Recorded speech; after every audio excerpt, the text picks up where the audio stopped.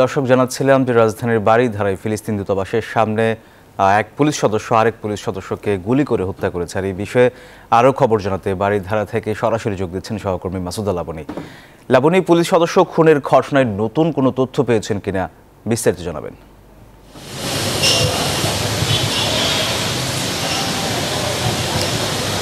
শোকবক্স মনিরুলকে যে পুলিশ কর্মী মনিরুলকে হত্যা করেছে সে কাউসার আহমেদ গুলশান থানাতে আছে। তবে এখনো পর্যন্ত কিন্তু স্পষ্ট করে কোনো কিছু জানা যায়নি যে তিনি কেন এই ধরনের একটি ঘটনা ঘটিয়েছেন। পাশাপাশি দুজন যে আহত ছিলেন তাদের মধ্যে একজনের অবস্থা সংকটাপন্ন বলে আমরা জানতে পেরেছি এবং ইউনাইটেড হাসপাতালে ভর্তি আছে। এছাড়া আজকেও কিন্তু সকালবেলা বারিধারা যে ফিলিস্তিন দূতাবাস সেখানে আমরা গণমাধ্যম কর্মীরা গিয়েছিলাম, সেখানেও নিরাপত্তা জোরদার করা হয়েছে এবং গুলশান বারিধারার যে টহলরত পুলিশ সদস্য যারা আছেন তাদেরকে কিন্তু একটি বার্তা দেওয়া হচ্ছে সবাই যেন সতর্ক অবস্থায় থাকে, কোনো ধরনের যেন অনাকাঙ্ক্ষিত পরিস্থিতি না ঘটে।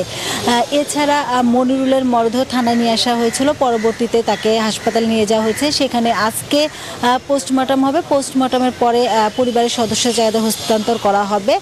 তবে কী কারণে এরকম একটি ঘটনা ঘটেছেন এই বিষয়ে কিন্তু একাধিক সংস্থা কাজ করছে, এখনো পর্যন্ত স্পষ্ট কোনো ধারণা পাওয়া যায়নি। হয়তোবা তাকে আরও জিজ্ঞাসাবাদ অর্থাৎ কাউসারকে আরও জিজ্ঞাসাবাদ করলে স্পষ্ট কোনো কারণ জানা যাবে। এই ছিল আমার কাছে সবশেষ।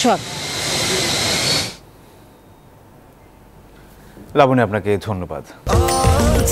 স্বাস্থ্যকর অল টাইম হানিকম, সব সময় অল টাইম হেলদি লাইফ।